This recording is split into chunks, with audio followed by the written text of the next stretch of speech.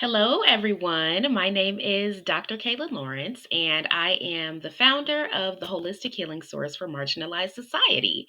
Today, I am re recording a session that we did at our first live complimentary open to everyone support session. We did that a couple of weeks ago. Unfortunately, there were some technical difficulties, so I decided to go ahead and re record it so you all could get the best learning experience for those who are watching it on the replay. So let's go ahead and get started.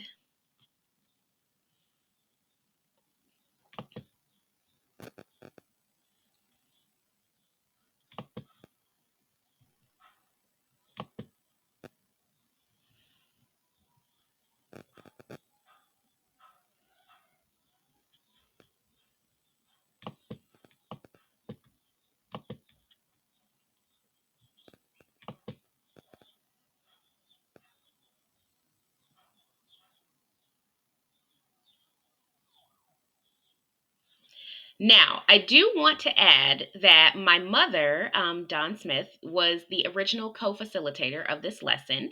So, a good portion of this were her ideas. So, I want to give credit there. She is a contributing editor and researcher for the Holistic Healing Source for Marginalized Society. Both of us gave this talk originally together. So, let's just go ahead and get right into it. Today's topic is applicable to pretty much everyone. It's free and low cost methods to reduce stress during trying times. This, as I said, can be available at the website, so www.holistichealingsource.org. And as with all of our lessons and presentations and tools, for the sake of public education and making that very accessible surrounding holistic health and social justice and things like that, all of our presentations are able to be reused by you. You don't need to ask us. You don't need to do anything like that, as long as you properly reference us when you use it and do not alter the presentations. They are available free of cost for you to be able to use. So please, if you find this useful, share it with someone you know. Let's start with, who are we? So, the Holistic Healing Source for Marginalized Society is a mission driven initiative focused on advancing the mental and spiritual health of underserved/oppressed groups through our free educational resources and virtual support group, our highly affordable professional trainings and certifications, as well as collaborative partnerships with government agencies, human services organizations, nonprofits, schools, and businesses. We specialize in integrative, inclusive mental health programming, content, and research that is both faith based, non denominational, and evidence backed to drive life changing results. Our mantra is comprehensive counseling, coaching, and community cultivation where mind, heart, and spirit connect. Strategically aiming to positively impact lives in their entirety, not just one specific area. Our goal and vision is to foster systemic change by leveraging our knowledge of the transformative power of holistic mental health care to help mitigate the many disparities that cause disproportionate difficulty to thrive for marginalized groups. Some of these are accessible health care, fruitful spiritual sustenance, education equity, and legal system reform. These societal injustices are often in an inordinate percentage of these groups facing poverty, incarceration, and unsupported depression and anxiety. They are being robbed of their human right to have a fair shot at health and happiness, and we want change now. We offer a strong array of free online resources, free educational content, and free virtual support group to allow the highest level of accessibility, inclusion, and equity to directly reach our target demographic. In addition, we offer low cost and high quality IPHM accredited certification programs such as Integrative Spiritual Advisor and Holistic Humanity Advocate, as well as an annual virtual summit live and on demand coming soon for professionals of various backgrounds who are looking to verify and expand their knowledge of holistic methods to advance humanity. If you want to learn more, please feel free to visit our website.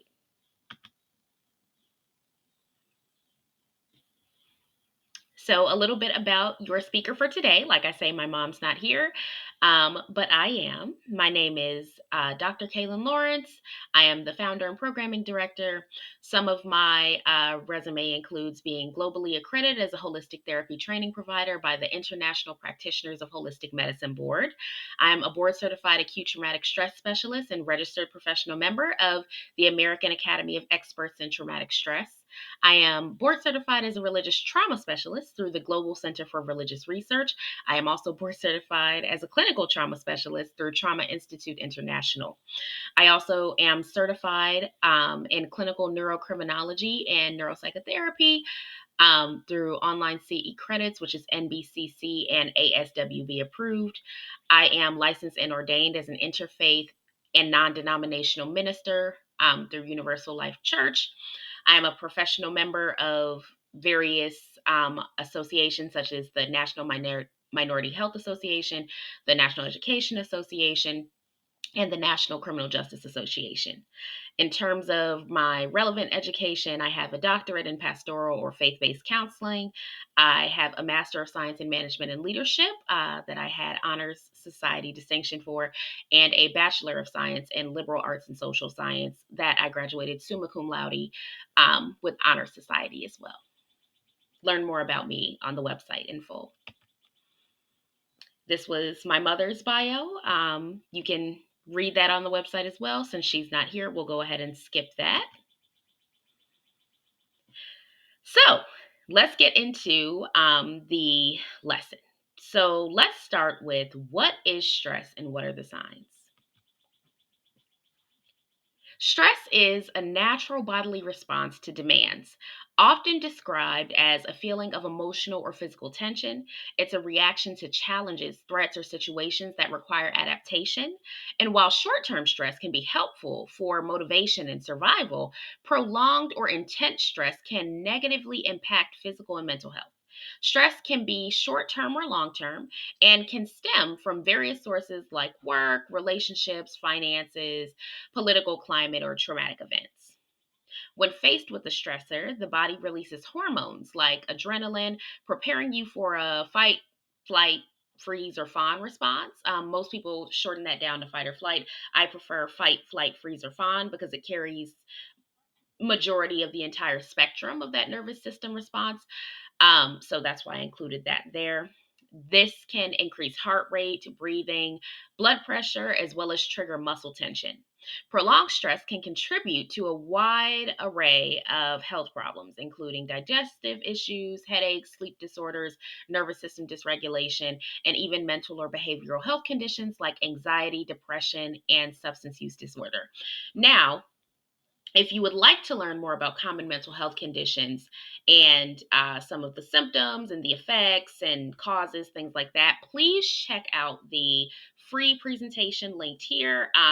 We have it on our YouTube channel that we did about common mental health conditions. It's a really good lesson for those who are looking to get a really good overview of what those things are. So check that out there. The social effects of prolonged stress. It can lead to decreased performance at work, drastically decreased or increased desire for or tolerance of social interaction, and decreased ability to carry out essential tasks or daily duties such as bathing, childcare, eating, or cooking. So, with this, it's important to note the drastically decreased or increased, especially when it comes to um, things like social interaction. So, for example, you may be an extrovert naturally. So, maybe you naturally just love to be around people. So, you always, on a regular basis, hang out with your friends or your family or whoever on the weekends or whatever. So, that would be fine. But if you're noticing that you're needing to hang out with people, several days a week just to get by, just to soothe that stress, then that's something, you should really take notice of and say, okay, hey, maybe I need to do something about the level of stress that I'm facing if it's causing me to need to have that social outlet much more than I usually need to. Or on the flip side, if you're someone who maybe is introverted, if maybe only hang out with friends and family, a few times a month and you're good outside of that, but then you're noticing that you're withdrawing heavily and you haven't seen your friends or family in, you know, quite a while, much longer than you would normally go. That's also a sign where you could say, okay, hey, maybe my stress levels are getting a bit high and I need to look at other ways of managing them. And again, as far as the essential tasks or daily duties, we're not talking about, okay, maybe you're just so exhausted from work one night that you skip your nightly routine and you don't do your showering, your facial, and all of that. Or we're not talking about, okay, a couple times a week, you might just grab some takeout for dinner or whatever, instead of having to cook and this and that. Like, we're not talking about that there. We're talking about a noticeable and excessive change in holding up your daily responsibilities and duties. So if you haven't bathed or groomed yourself in several days, if you have been neglecting cooking and or eating and or your child care responsibilities for several days to the point where it's noticeable and possibly even harmful to some degree, at that point, that would be something to pay attention to. So I just wanted to make that distinction because obviously everybody has natural ups and downs, and having a day or two, where you may fall off from your daily routine, that's not enough to cause alarm, just as long as it's not something that's continual, that's going ignored. So, triggers. Stress is often triggered when you perceive a demand or challenge exceeds your available resources or ability to cope with it. And because we like to, cite sources here, I really believe as an educator and as a social scientist in the power of citing sources, and not only the power of, but the need for.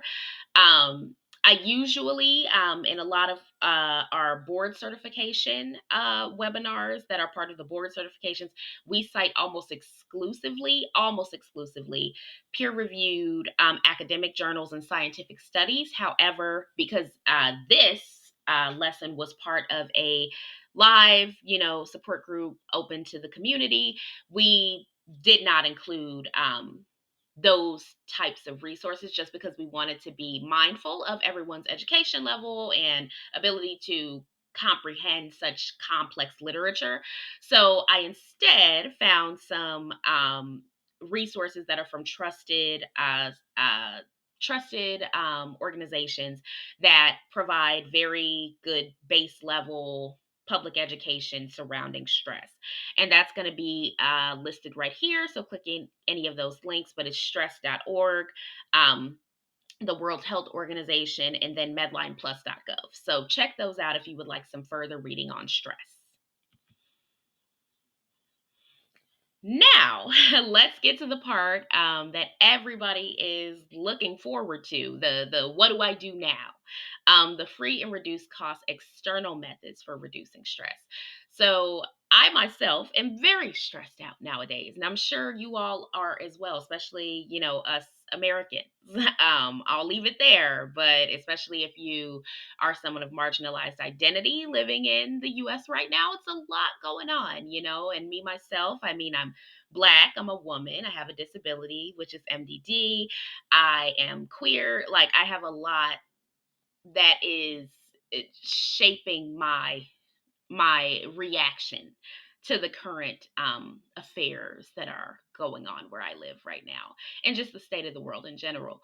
So, how are we going to mitigate that? Let's look at the free and reduced cost external methods for reducing stress. This first slide, we're going to talk about distraction and coping through healthy hobbies. Engaging in healthy coping activities that are curated to one's interests, talents, and abilities can be game changing in stress reduction. The activity should be something that allows them to channel and express their negative energy and emotions in a productive manner.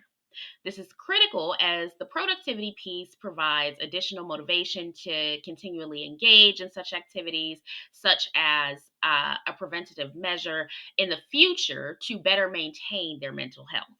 The activity of choice should ideally be something that the person can engage in both alone and with others, as well as from remotely or on site to limit as many barriers as possible. Some examples would be art, music, or performance classes, if they're creatives, somatic, yoga, or meditative classes, or fitness classes, if they're physically active, ongoing volunteer work for a nonprofit cause that's close to their heart, if they're someone who enjoys making a difference, or taking an active role in a ministry and using their strengths to do God's work, whatever God looks like for you, whatever faith group you belong to, if you're someone who's religious. So notice how all of these things are things that can be done by anyone, and they're wide in it's a wide array in terms of like the actual function, but they all have that common piece of allowing you to express yourself, get those feelings off your chest, whether that's verbally, it might not be verbally, but it might be through the art, it might be through the volunteering you do, it might be through the ministry that you do, it might be getting that physiological release, okay, with stress that you're dealing with, and like all of the good hormones and things that come, endorphins and all of that from the physical activity, the emotional benefits of art, music, or dance, things like that. Whatever the method is that you choose to be one of your coping mechanisms for stress, as long as it's aligned with your interests and your abilities, it can be beneficial. And that's why I wanted to make sure to give a few different examples of what those things could look like, because you have a lot of people who, and I disagree with this as a counselor myself. I disagree with some people who get on the internet and they just kind of do like a one size fits all, like, oh, everyone needs to work out 4 days a week to get rid of their stress or their depression, or everyone needs to eat this kind of diet, or everyone needs to journal, every morning and every night before they go to bed, or what. I don't like those one size fits all type of coping modalities when people press one specific coping mechanism as being the end all be all for everyone. So for me, I wanted to give a variety there. So, how you can access these for free or reduced cost, because the point of this lesson is free and reduced cost methods to, eliminate stress. Um, you can Google these things based on your location and be conscious to avoid for profit institutions if possible. So, some great places to look for the above examples would be park districts, after school programs, community centers, YMCAs, YWCAs, Boys and Girls Clubs, etc., public libraries, churches, Eventbrite. You can filter by your budget. Make sure you do that. Next Door, The Patch, and other nonprofits or charities that may be local to you and offer programs or stipends or scholarships for outside programs. When it comes to that last bullet point, specifically check foundations. And I say foundations because the goal of a foundation, in order for them to maintain their legal status, at least in the US, they have to give away a minimum of 5% of their assets every year to remain nonprofit. So their whole purpose is to give away money. So if you looked at all of these ones before that I just mentioned, you don't see, any programs that fit your budget at the park districts, after school programs, community centers, libraries, churches, all the other apps and stuff. If you don't see anything there that fits your budget, because in some rural communities, they may not have a lot of options, check out those foundations to see if they offer stipends or scholarships that you can use at an outside program. That would be very useful. Myself, I'm a big user of Eventbrite. I go to classes at the public library.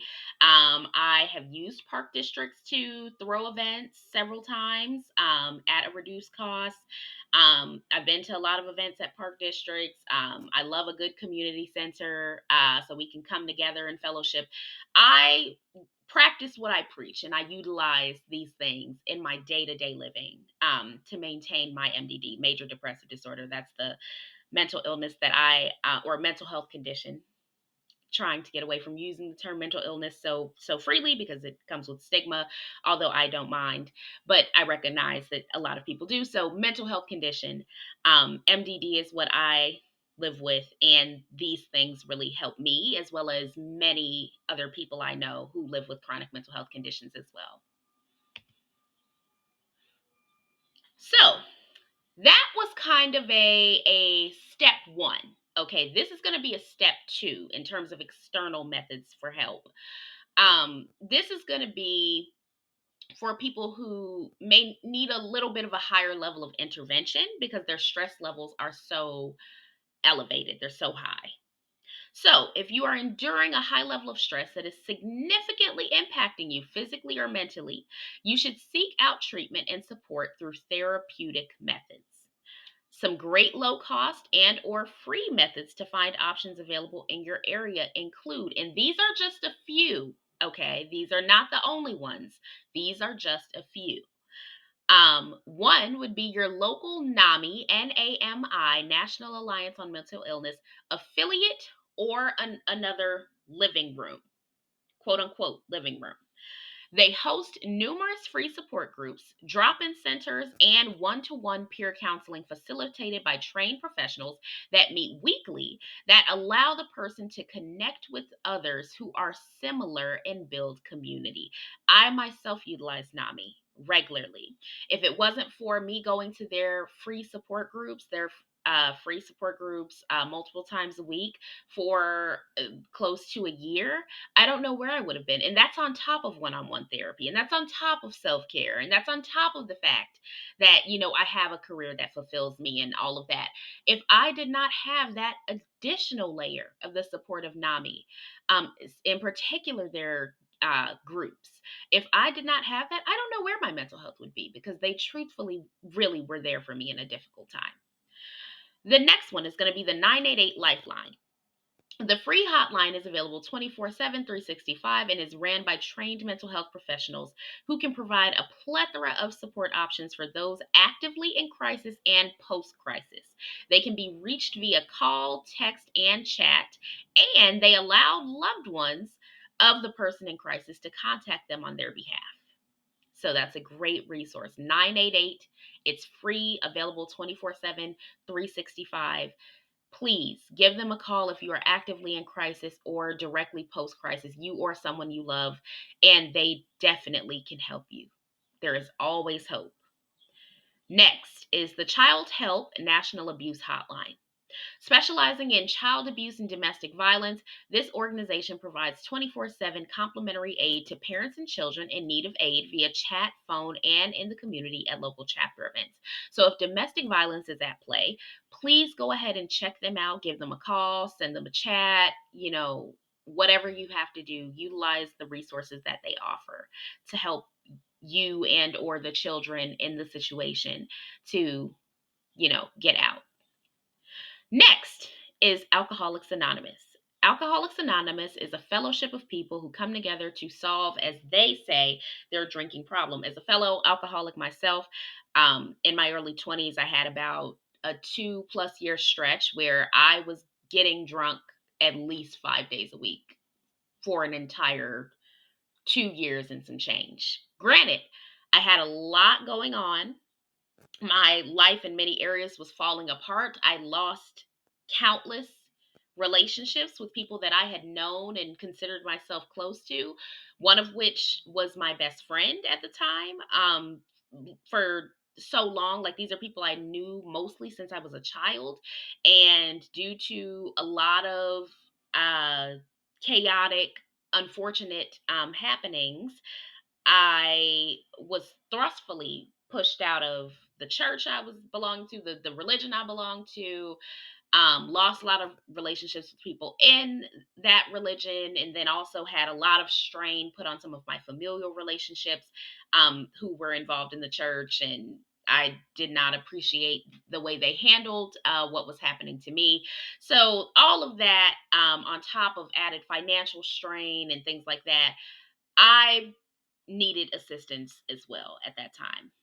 And now I'm at the point where I can have my bar card at my house last 6 months. I keep a bar cart mainly for company because I'm always hosting people, whether it's family or friends or whoever. Um, and that bar cart can last for 6 months. If this was 5 years ago, 6 years ago, 7 years ago, if this was then, that bar cart would be gone in a month because I would be drinking from it almost every day. So shout out to therapy. I say that to say I did not personally go to AA. However, as someone who struggled with substance use disorder with alcohol, I know a lot of other people who have had similar struggles, and they sing AA's praises. And I know that daily battle of not wanting to fall back into those habits. So I just want to throw that out there. AA doesn't cost anything to attend the meetings and join their program. There is no age or education requirement to participate. Membership is open to anyone, and their primary purpose is to help alcoholics achieve sobriety. So, if you especially are someone who's looking to achieve sobriety, really check them out. Give them a try. I highly recommend that. Also, in tandem is Narcotics Anonymous. NA is a nonprofit fellowship or a society of men and women, or people. Actually, we should just say people, not men and women, because not everybody subscribes to male or female, for whom drugs of any kind had become a problem. And their program is completely free as well and open to anyone. Their primary purpose is to help their members develop the skills and resources to achieve and maintain sobriety. Now, I want to clarify here when it comes to Narcotics Anonymous, there is a huge stigma and misconception with that, where people think that the only people who are going to NA are people who are on what are considered to be hard drugs, meaning injectables, um, cocaine, heroin, meth, crack, things like that. Perhaps, they're really overdoing it on prescription pills that are not prescribed to them, and things like that. But NA is not just for those people. NA is also for people who, a big one that a lot of people don't like to hear. And I don't you know, uh, disapprove of it in recreational use the same way I don't disapprove of alcohol. But a big one is weed, THC, cannabis, whatever you want to call it. That is something that is very popularly used and used to the extreme by a lot of people, without physician oversight or prescription. Let me clarify that. So, if you are prescribed that by your physician to use, for example, as a cancer patient, or maybe you have chronic pain or something to that degree, and they figure that that is something that is a better alternative to maybe giving you daily opiates to use, something like that. I'm not referring to those people. I'm referring to people who recreationally, or I shouldn't even say recreationally. They independently of their own choice decide to use cannabis daily, for extended periods of time. Meaning, if you're going through a rough patch, maybe you're doing a month or two. That's maybe not the same thing. But if it's been a year plus and you found that almost every day you've had to use, that is something to be concerned about. I would say the same thing if it was liquor. If you're drinking every day or almost every day for, an extended period of time, it's something else there that you probably should explore. So I want to throw that out there when it comes to NA. And cannabis is not the only thing, but it's the big one that people don't recognize. Can be addictive. Is addictive in a lot of ways, and can be abused and overused, no matter what certain people may want to tell you. It can be. And again, I'm not against it in social use or recreational use, occasional use, the same way I'm not against alcohol. I myself have tried a few edibles and things like that. But I think it's something to be mindful of if you're using it daily without physician prescription or oversight.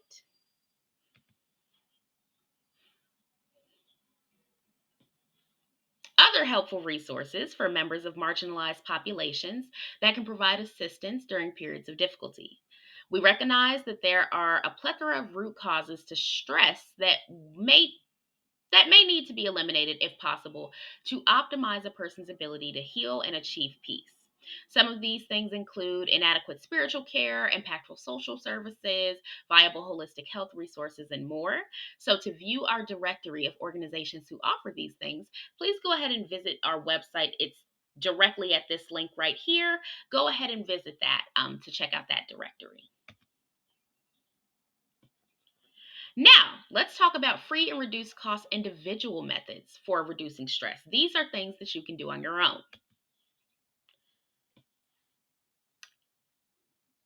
Let's call it budget friendly self care. So, count to 10. When dealing with the stressors of everyday life, you must take time for self care and preservation. In this current economy, finances are at the top of most people's list for life stressors. Knowing this is hard for some of us to make room in the budget for pricey activities. That may have been our source of self care in the past. For some of us, that's shopping. For some of us, that's traveling. For me, it's both. For some of us, it's going out to eat, going to shows. For me, it's all of those things. And if you have to cut back on that due to financial strains, here are some things you can, consider doing that are free or low cost that you can also do by yourself. One is take a 30-minute walk and enjoy the scenery. This allows you to soak up vitamin D from the sun, which boosts the release of endorphins that elevate your blood, improve cognitive functions, release BDNF, brain derived neurotropic factors, proteins that promote growth, survival, and function of neurons in the brain, and improve sleep patterns. Two, you could visit a friend to be a listening ear for stress related problems, laugh and reminisce about better times, encourage them and support them, and them vice versa with you, and partner to lean on them and lean on each other when you can't see your way through. Three, you could go to the beach. You could do blue space therapy. I'm a big proponent of this in an ocean, a lake, a sea, whatever you have. I love being in the water and floating and soaking it up and just being at such peace at the beach and in the outdoors. It's just so amazing. So that's a big benefit of going to the beach. It improves mood. You can commune with nature by treading the water or swimming. You can improve mental clarity, focus, and concentration, and you can just relax in such a peaceful scenery. Four, you could go to the zoo. If you have a free zoo near you, a lot of places do. Most places do, actually. It's educational. You can spend time with animals, which also reduce stress levels. And interacting with the animals can boost your mood and increase feelings of happiness as a natural SSRI. Five, you could go for a bike ride or skate in the park or your local trail. So the physical exercise and seeing different sights out of your day, very beneficial. Outside of your day to day, I should say, are very beneficial. Six, you could do some at home aromatherapy. You could do that because I also use this. It relaxes you physically and mentally, and it makes your home smell nice. So, it's a win win for both. Seven, you could organize a closet or redecorate your bedroom. This is one that my mom loves to do. It promotes clarity, mental focus, and wellness. It simulates control over your environment. It promotes better sleep and gives a better sense of accomplishment. So, if you're someone who really relies on that reward system to be motivated by things, being able to do any kind of project. It doesn't have to be a closet or a bedroom. It could be any kind of home improvement project or something that you're working on over time. Any kind of project like that can provide a visible reward that doesn't even have to cost much. You could have a picnic in the park. Number 8, connect with nature, practice grounding techniques, or people watch if that's something you enjoy, bird watch if that's something you enjoy. And specifically, I want to comment on grounding techniques. That is something that's very important with mindfulness, and doing it outside is also very good for maximizing efficacy. So that's something beneficial that you could do at a park, a beach, or wherever you're at outside. But it was specifically mentioned here by my mom. Number 9, you could practice regular journaling. You could express your thoughts in writing, reflect on previous thoughts or feelings, track your mood and life experiences. It's a good way to notice progress in your thinking patterns and in your actions. Um, and do different prompt exercises to challenge yourself. So, journaling is something I think is very effective. I highly recommend it to most people. Even if it's like a quick little journal, like just having something to look back at, it's very good for reflecting on the trials and triumphs you've had in the past, and just seeing like that progression of like where you've come with life, because sometimes that can be difficult. And then last, is consume media that will help you reach your goals, personal and professional, for motivation and tips. So these can be things like podcasts, YouTube videos, books, etc. And usually these things are free. So finding those resources, or those that content, that media, where it's putting you in a good mood and providing tangible tips to help you better yourself, that's very good. I'm a huge proponent of all of these things. Maybe not books as much anymore. I used to be much more of a bookworm when I was younger, but podcasts and YouTube videos, surely I still use those quite a bit. And I recommend them because you can do them passively as well. You can have it playing while you're cleaning, while you're cooking, while you're driving home, while you're walking. Like you can do it and multitask at and do other things at the same time. So for me, like that is a big plus of these things, and I highly recommend them. Yes, we all love the podcasts that are maybe narrative and telling stories, or maybe they're celebrity gossip, or maybe they're political news and all of that, and all of that's fine, in its place. That's fine, but specifically finding some content that is about self care, improving you, becoming a better person, whether that's a career podcast, whether that's a mental health podcast, whether it's a women's lifestyle podcast, something, whether it's a queer lifestyle podcast, like whatever it is that is providing you a sense of peace, relaxation, and tangible takeaways that you can apply in bettering yourself. I really, really, really recommend that. So that brings us to the end. In our original presentation, this is where we opened up for questions with the audience. But since this is a re record, we're going to go ahead and close out here. So thank you for watching and tuning in. Learn more at www.holistichealingsource.org.